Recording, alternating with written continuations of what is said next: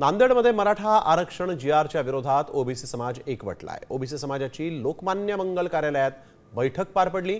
यावेळेस आगामी लढ्याची दिशा ठरवण्यात आली आहे। येत्या काळात राज्य सरकार विरोधात लाखोंचा जनसमुदाय घेऊन मोर्चे काढणार असून ओबीसी विरोधातील आमदार, खासदार आणि मंत्र्यांना रस्त्यावर फिरू देणार नाही अशी भूमिकाही घेण्यात आलेली आहे। याबाबत ओबीसी बांधवांसोबत बातचीत केली आमचे प्रतिनिधी संजय सूर्यवंशी यांनी।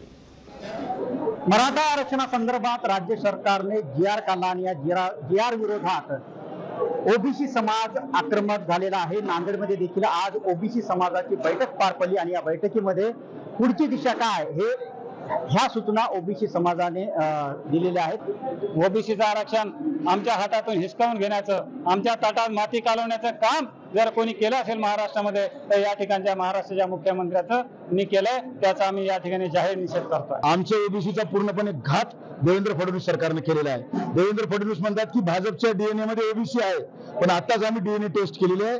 भाजपच्या डीएनए मध्ये निजामशाही आहे।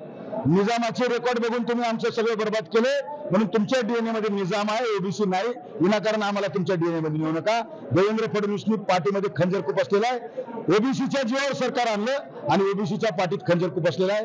येणाऱ्या काळामध्ये नांदेड जिल्ह्यामध्ये कुठल्याही राज्य आघाडी सरकार आहे, एकाही मंत्र्याला फिरू देणार नाही। 17 तारखेला पालकमंत्र्यांना आम्ही आवाहन केलेलं आहे, नांदेडमध्ये येऊन दाखवा, आम्ही तुम्हाला झेंडा फडकू देणार नाही। संजय सूर्यवंशी, साम टीव्ही न्यूज, नांदेड।